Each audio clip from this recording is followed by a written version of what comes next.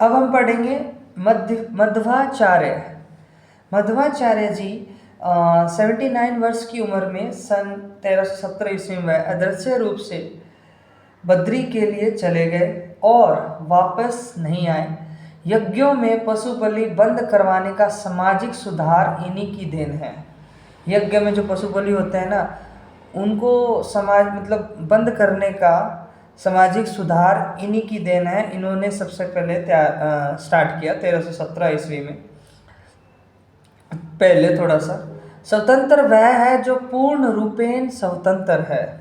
जो पूर्ण है मतलब जिसका अहंकार अभी खत्म हो चुका है, अहंकार खत्म हो रहा है, अहंकार ने सत्य से प्रेम कर लिया, वो पूर्ण स्वतंत्र है। जो भगवान या सनातन सत्य है, लेकिन जीवात्मा और जगत भगवान पर आश्रित हैं, इसलिए भगवान उनका नियंत्रण करते हैं। जीवात्मा माने मतलब शरीर है, ठीक है ना, उसी को माना गया है। तो जीवात्मा झूठ है, आत्मा सत्य है, ठीक है। अहंकार अगर शरीर को मान रहा है कि वो मैं हूँ, या फिर मान रहा है प्रकृति को कि प्रकृति में डूब चुका है अहंकार, तो ये जीवात्मा है। जीव अगर प्रकृति में डूबा हुआ ही जीवात्मा है, और अगर वो अहंकार सत्य से प्रेम कर रहा है तो ये मुक्ति है, सत्य की तरफ बढ़ रहे हो, ठीक है। ओके।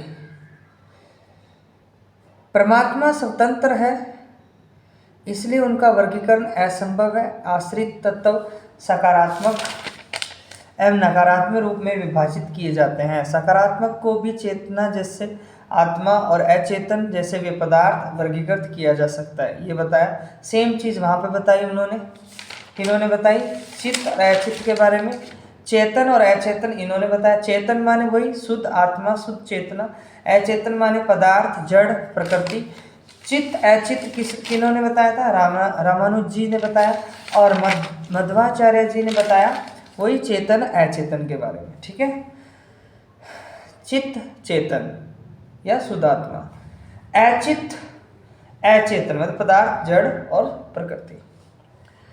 नित्य, मध्वाचार्य जी ने कुछ 3 पॉइंट्स लिखे। नित्य जिसका मतलब क्या है?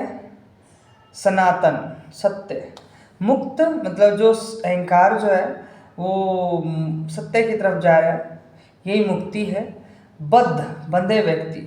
मध्वाचार्य जी ने इनके साथ और 2 वर्ग जोड़ा, जो मोक्ष के योग्य है और जो मोक्ष के योग्य नहीं है। मतलब कौन मुक्ति के योग्य है, कौन मुक्ति के योग्य नहीं है। मुक्ति के योग्य कौन लोग हैं? पूर्ण समर्पित लोग।